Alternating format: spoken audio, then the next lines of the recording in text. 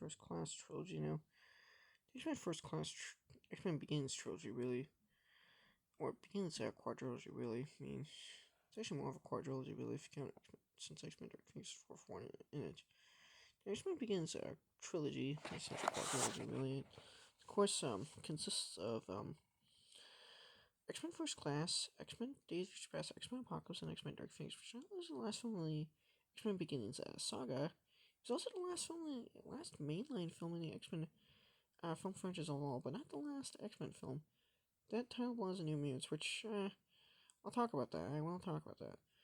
Now, if X-Men First Class was made, now after this X-Men Last Stand, 20th Century struggled to make a 4th X-Men film. They had numerous failed attempts. Around this time, the studio was also trying to get an X-Men Fantastic Four crossover movie made. It would have featured Daredevil and Deadpool, but that never happened. I've made posts about that. Well, actually, it was around the time that when the X-Men First Class, there was an attempt to kind of reboot the X-Men franchise in the same way that Batman Begins had relaunched the Batman franchise. Fox was hoping to kind of emulate Batman Begins' success with X-Men First Class as a way to relaunch the franchise.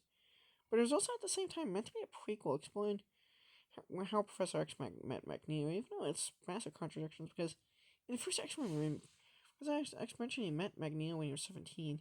For X-Men First Class, they clearly didn't meet when they were 17, and met when they were adults, slightly older age, like more mid to late 20s, perhaps. Now, X-Men First Class was praised by fans as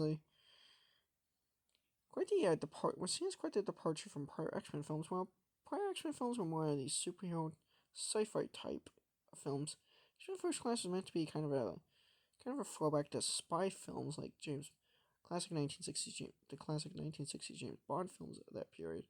They had almost kind of a James Bond kind of feel to it. And then there was X-Men Days of Future Past that came out in 2014. Now, X-Men First Class became quite successful. Helped relaunch the X-Men franchise, and then there was X-Men Days of Future Past that followed it up. They united both the X-Men First Class and X-Men and the original X-Men trilogy cast into one movie. Even though it shows more of the First Class cast, and there's no team-ups between the two teams, which, I honestly wish they did that. Because they just didn't have the time or budget to do time to do that. Then there's X-Men Apocalypse. That was, of course, the third film in the Beginnings trilogy. So, alright. So yeah, and then there was X-Men, which X-Men Apocalypse, X-Men Dark Phoenix actually saw Bryan Singer return to the X-Men franchise after having been absent from the series since X2, even though he served as a producer on X-Men First Class. But then after X-Men Apocalypse, he pretty much washed his hands off the franchise. At that point, he was also getting in a lot of trouble as well with stuff I won't go over, but you can look it up.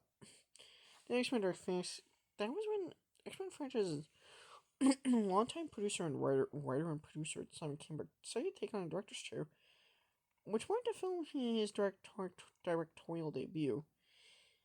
But X-Men Dark Phoenix, it did not go down very well. It crashed and burned and pretty much killed the franchise. And it was viewed as the final nail in the coffin for the franchise. Because at that point, Disney had only bought Fox, and they were only looking to reboot the X-Men and Fantastic Four into the Marvel Cinematic Universe, so yeah.